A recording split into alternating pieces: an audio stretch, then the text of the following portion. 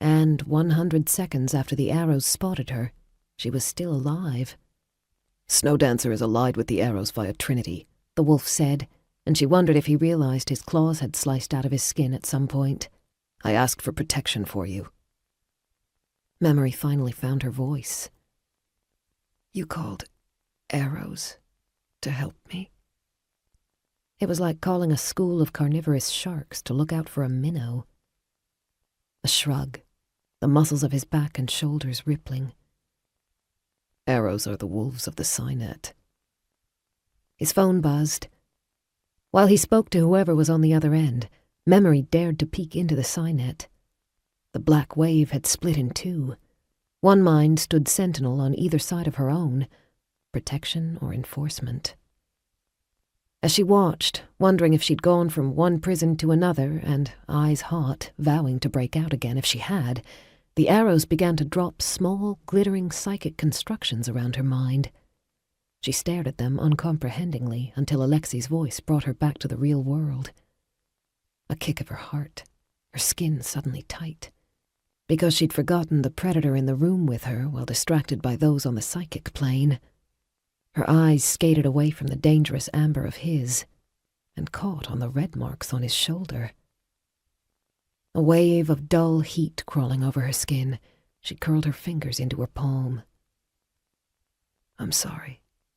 "For what?" He scowled. "Scrambling away from me like I'm a drunk bear with randy intentions when all I did was cuddle you? Yeah, you should be sorry for that." Memory wanted to glare at him, but shame bit at her. "I hurt you." She pointed to the evidence. He glanced down and laughed. Threw back his head and laughed as she'd never heard anyone laugh in her whole life.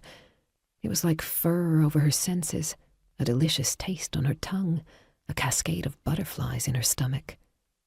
She stared, drunk on the sensations, astonished by his intrinsically male beauty. Grinning afterward, he shook his head, and the slightly overlong strands of his hair shimmered in the light coming from the hallway. "To a wolf, lioness, that doesn't even count as a love bite." Wickedness danced in his eyes, and she, a woman who knew nothing about courtship rituals except for what she'd seen on the comm, understood that he was a man who'd never have an empty bed unless he wished it. "Arrows said they put warning beacons around your mind," he told her, his lips yet curved. "All stamped with arrow markers. Only a person with a death wish would cross the threshold." He slid his claws back in, but his eyes remained wolf. "An arrow will respond in a matter of seconds to any incursion.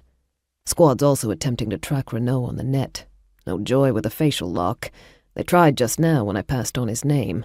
He's got shields that block a teleporter from targeting him."